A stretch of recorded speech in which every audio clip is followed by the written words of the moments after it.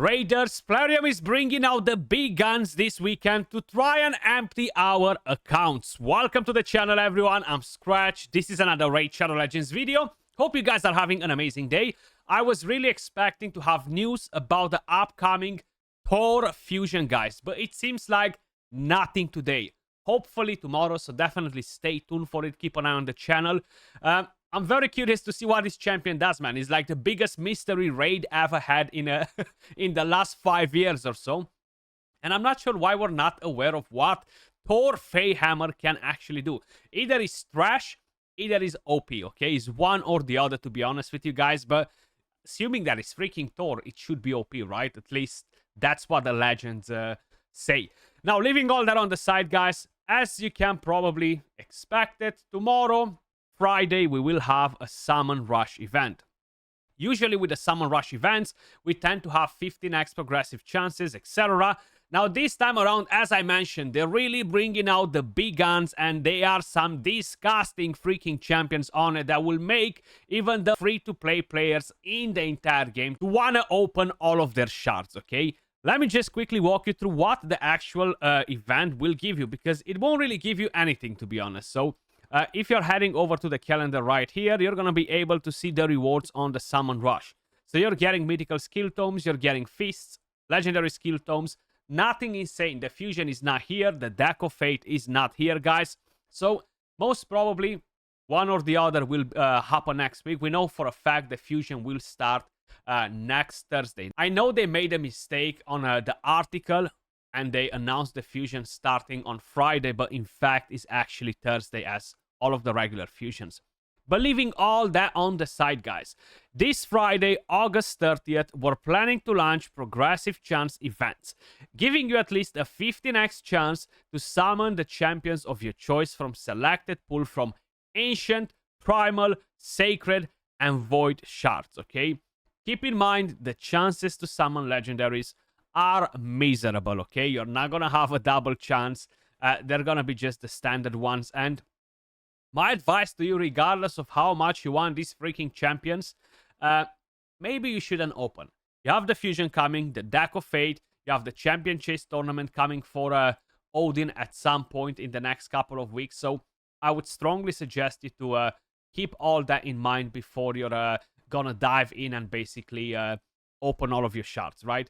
So starting with the very first champion, guys, Duchess Lilitu. Yes, she will be part of the event, of course, not from Void shards, but from Ancient, Primal, and Sacreds.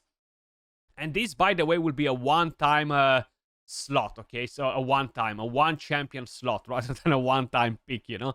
Duchess Lilitu, she's still a very powerful champion, guys. You have a speed aura for all battles. She got a bit of a blow since Narcissus is in the game because of her A1 and randomly placing this shield, and you can't really do nothing about it, so Narcissus will absolutely demolish you if you have this shield. But she's still a massive powerhouse, you know?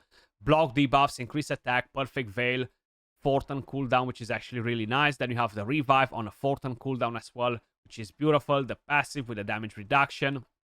Speed aura for all battles.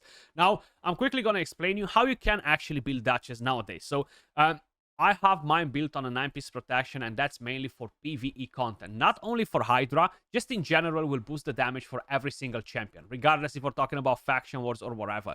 Then you have the option on going on higher resistance for Arena, which is actually not a bad idea, to be honest, because there's so many lockout champions out there, and this might give you a chance to basically have a higher winning rate versus those teams, you know? And of course, you have the Stone Skin build, Stone Skin plus Bolster, but then, of course, you gotta dodge Narcissus, and these are kind of like the best builds for Duchess Lilitu at the moment. Then, the next big gun is Armanz the Magnificent. Now, I know a few filthy degenerate Krakens and whales that would love to empower Armanz the Magnificent, and they will definitely open shards. What can I tell you about Armanz? He was a fusion. You guys know the drill. He's freaking OP pretty much everywhere. He's a god in the new dungeon. He's a god in Arena. The king of crowd control. Call it however you guys want. He can polymorph. He can remove buffs. He can lock your skills when you come out of polymorph. He can steal all of your turn meter and place a stun too, because why not? Then he has this passive, which again is pretty damn nice. The A1 has a chance to increase the cooldown of the skills. Speed aura for arena, 28%.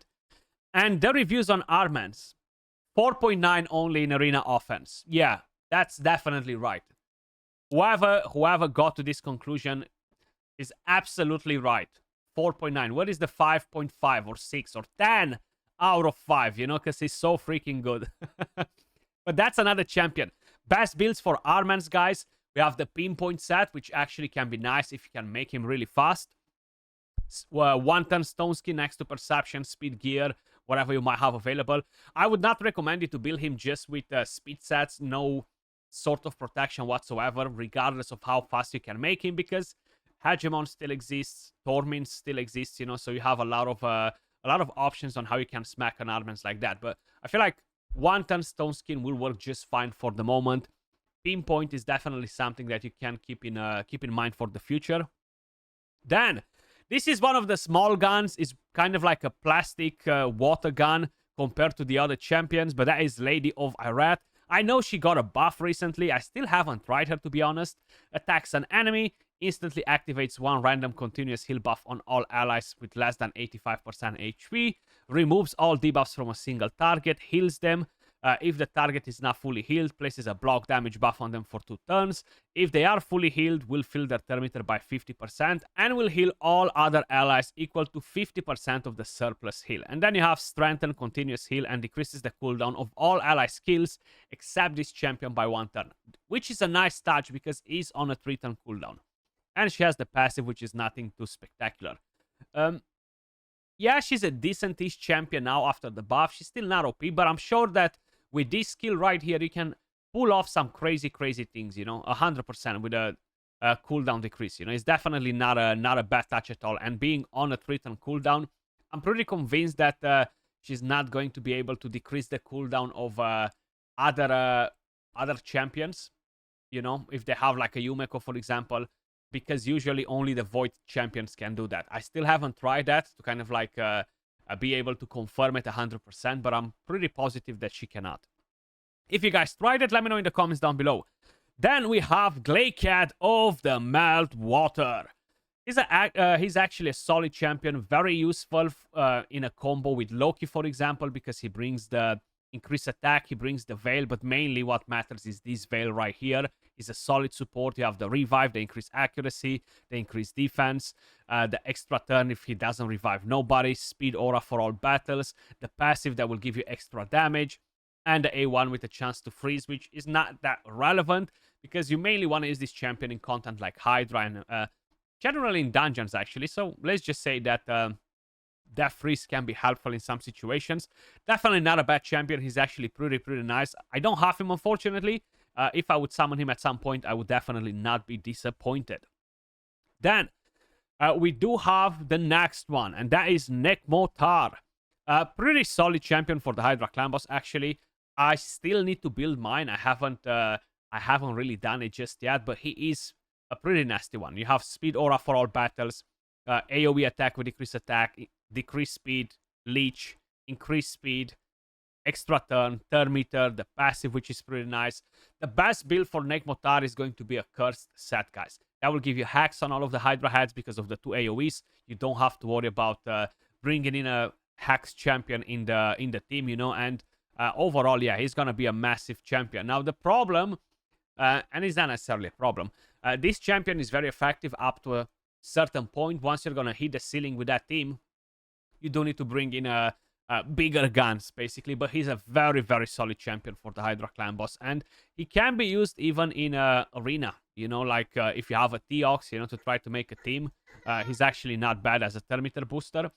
Then we do have, of course, Void champions, and bigger guns are coming into the show. I can't remember if we ever had Siphi and Duchess together at the same time, but if we didn't, we have it now. I would love another Siphi to empower mine to +2 to gain that extra speed and stats on her. But I'll be honest, I'm far off from the Mercy. I am not planning to drop my Void Shards on this occasion. That's for sure. And she's a very strong champion. You guys know what she does. The unresistible sleep, the increased speed, increased defense, turn meter, block debuffs, the revive skill, the passive, and how effective she is with Rotos, the resistance aura. Best build for her is either you have her super fast. You can actually make her super fast with one pinpoint set, guys, as an example, you know, and you're not going to have to worry about Taras at all, because that fear is just instantly going to disappear, and that's a speed set, basically. So that's one option. Or, of course, you can have her built on a protection. You can have a mixture of protection and stone skin. You can have her on one turn stone skin and make her fast. So that actually helps her quite a bit. There are plenty of different ways on how you can build her. Now, if you plan to use her in Hydra, a 9-piece protection set, because she brings so many buffs, is going to be absolutely massive for pretty much every account out there. But that is Siphi, the next big gun. And I actually have this champion, and I freaking love her. Yncensa Grail-bearer, guys. A monster in the Hydra clan boss, just in general, a very powerful champion. Decent stats for a support champion. The A1 is AoE, decrease attack. The ally with the highest crit damage will also join the attack. Pretty damn nice. Then you have the A2, which is very powerful. Places a poison cloud and increased speed, a continuous heal on a target ally for 2 turns, and fills their turn meter by 50%. So they can instantly get a bit of healing and take a turn faster. Very nice skill. This makes her a very good candidate for a protection set, because you have 3 buffs directly on one of your damage dealers. If you cannot build her on a 9-piece protection set, definitely a curse set will get the job done. If that's an issue as well, most probably the next one will be a bigger issue, because the best build will be a feral set. Mainly because it will boost the damage for your entire team, and not just the champion that will get the buffs from her A2. And she brings in 3 buffs, so it's pretty much the equivalent of the protection, and that will make your team go crazy. You know, it's a very, very effective set for her. Then you have defense down, you have weaken, will ignore block debuffs. The passive increases the champion's accuracy. She gets actually the enemy will get a turn meter reduction, but that's not really a thing for Hydra. And you have accuracy aura for all battles. So we have some very solid legendaries. That's why I said that Plarium is really bringing out the big guns and trying to deplete all of our accounts. I know that that's their mission on daily basis. It's not something new, but considering that we've had more events, more hardcore events than I can count for the last couple of weeks since the Asgard Divide was announced and kind of like released. Yeah, we know for a fact that they do want to make it hard for the majority of the people to get new champions, you know, and it is what it is. Then we have some epic champions, and a lot of you guys are saying, Skratch, I don't have this champion after all this freaking time. Ugo is on the list, guys. Now, if somebody would try to go for epics, this would be the one you would want to freaking get, because she's absolutely amazing for Hydra, absolutely amazing on the new dungeon, and just in general, a very powerful champion with the block buffs, defense down, leech on the A1, cleanse, a bit of a healing from here. Super powerful champion, especially for the Hydra, guys. Then we have Doom Priest. And by the way, the best build for Ugo is going to be an Affinity Breaker set. No questions asked. Doom Priest still working the best in Relentless. She can be used for the new dungeon. Probably not the best option, to be honest with you guys, but she's still very decent for that content. Mainly, all that matters on Doom Priest is the passive, of course. The increased attack is something that I'm seeing more as a bonus. Speed aura for force allies only. The A1 is a bit meh, it's just random crit rate. Is actually more annoying than helpful, because sometimes you don't want to gain buffs, and she's just kind of like randomly chucking them on a random champion, so it's pretty annoying. Then we have Stagnite, a very solid epic champion as well. And yes, he can be used on the new dungeon as a defense down champion, decrease attack. He has decreased speed. The main thing is this buff right here from the passive, which can be helpful or not helpful. Again, very similar with Doom Priest. But Stagnite is a monster. And we have a couple of Void epic champions that I know a lot of you guys will love. We have Skytouch Shaman, super powerful cleanser.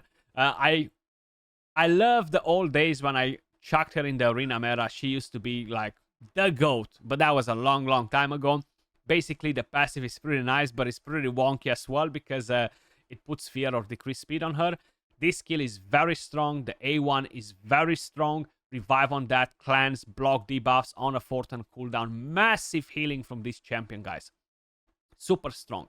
And then everybody's favorite Void Epic champion, most likely, Seer is on the menu as well, guys. Karma Burn, very powerful versus the new boss, but she needs a crazy build as well. She needs damage, she needs accuracy. You still need that Savage if you want to deal damage. So it's not like Seer, the Seer teams are easy to build. They're actually some of the harder to build out of the majority of the teams that we have for that dungeon. She buffs weaken on the enemies. The A1, a chance to grant extra turn. Best build, Savage, Lethal, Merciless. You guys know the drill for her. That was all for this video. Let me know your thoughts in the comments down below. And another fair warning. Save your shards. Save your soul stones. I'm actually building them up, you see. I'm doing a pretty good job. I'm always opening the small ones because, I don't know, I feel like I need some dopamine on daily basis. But I'm saving the ones that give points in events, in tournaments. I actually traded all of my coins today. And with the ones that I got from the events and stuff, I had coins for 8 or maybe 9 if I'm not mistaken. And the rest were from events. So I'm probably looking to have around 20 medium ones by the time they release some Soulstone event. Most probably that deck of Fate will require us to open Soulstones as well. Most likely. So keep that in mind. Let me know your thoughts in the comments down below if you are tempted to go for any of these nasty champions. As usual, much love. Appreciate all of you guys watching. And I'll catch you all in the next one. Peace.